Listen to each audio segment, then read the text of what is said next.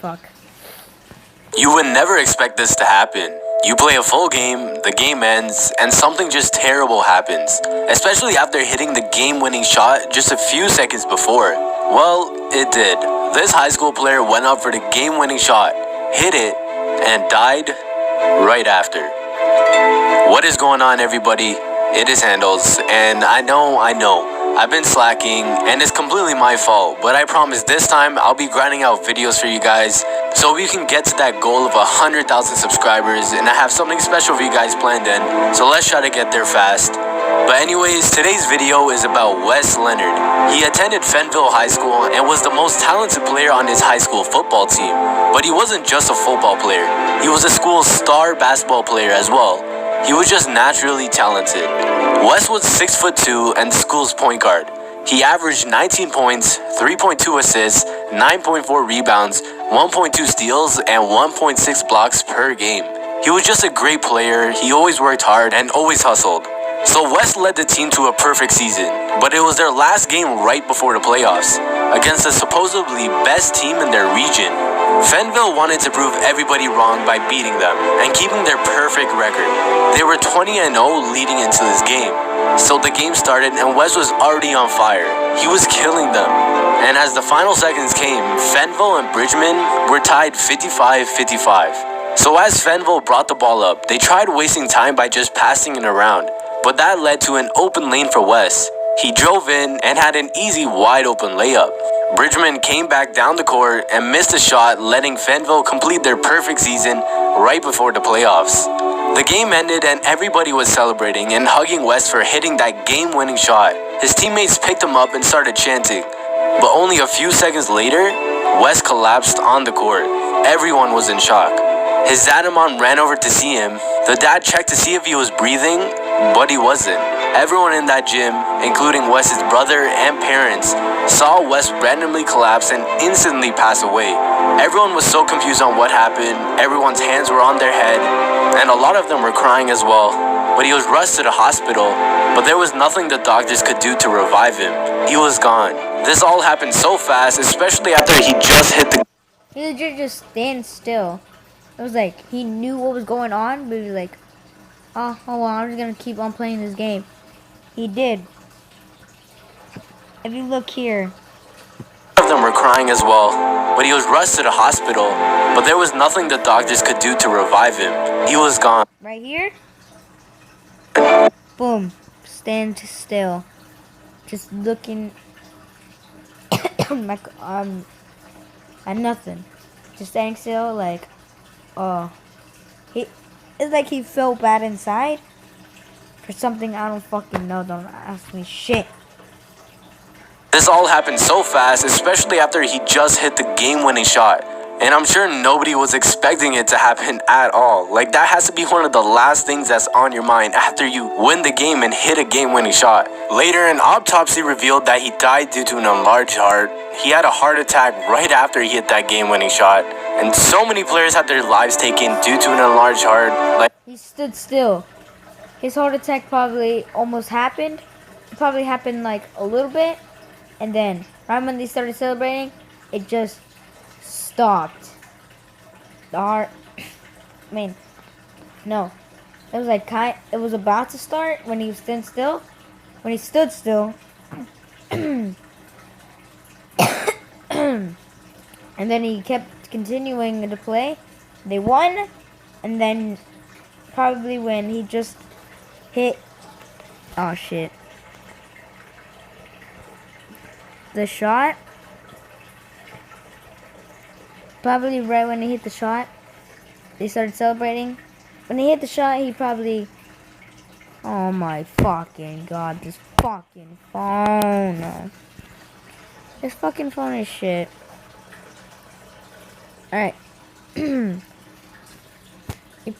When he shot, I keep on saying it. These fucking ads are shit. Thank you. Like, I'm pretty sure you can see why Chris Bosh isn't even allowed to play in the NBA. In the next few days, everyone was sad.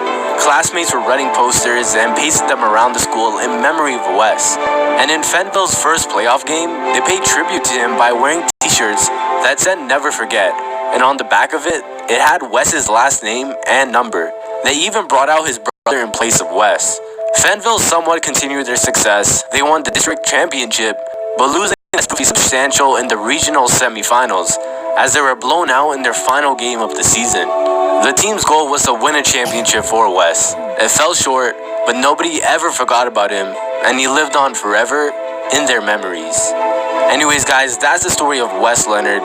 He died at the age of 16. That is so young. He had such a long life ahead of him, but it sucks it had to be cut short. But anyways, guys, I know this video is a little short. I promise next time it'll be longer. Man, this start a year. He would have been 17. Damn. Eye pops out. Hard to breathe.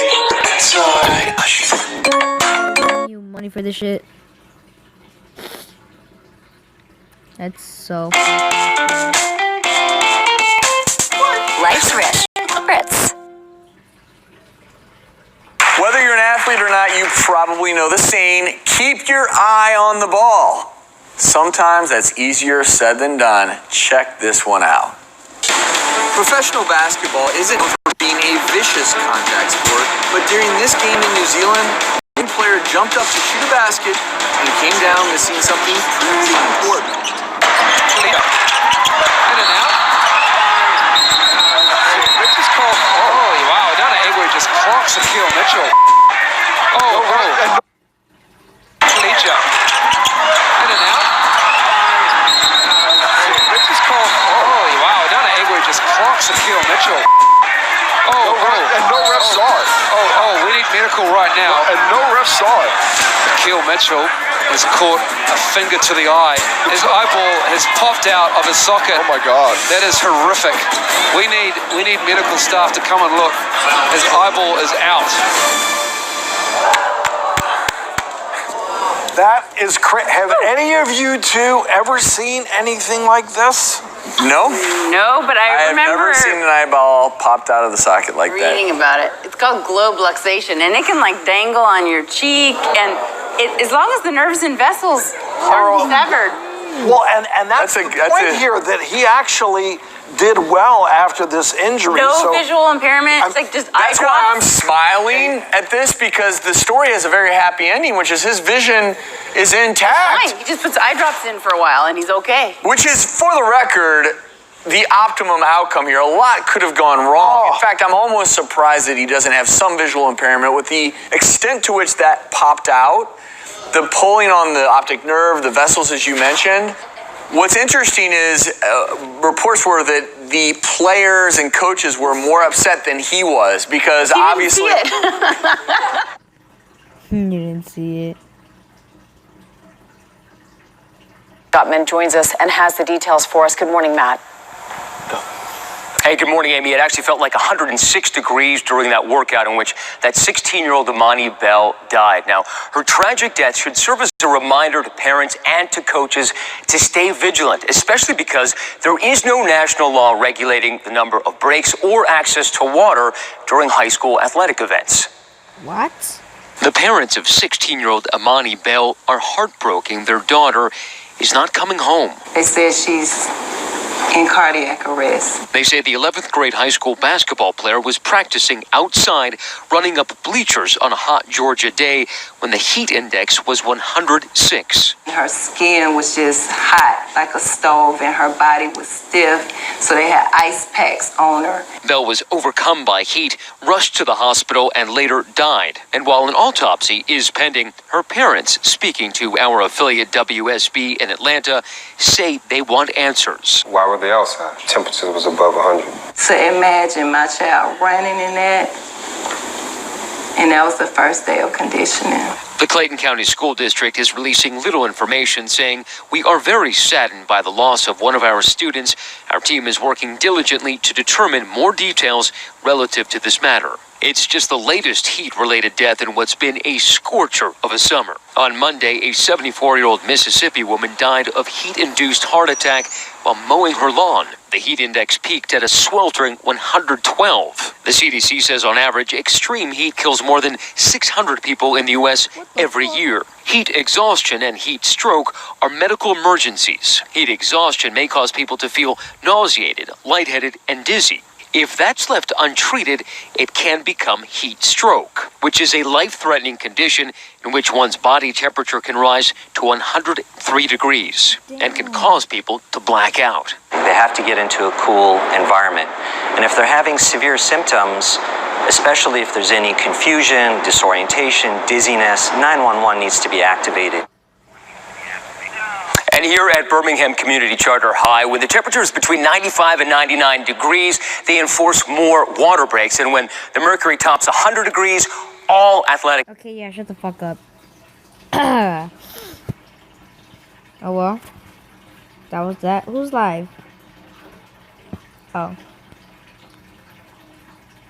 Oh, okay. But damn, that's gotta suck. Dying like that? Dang, dude.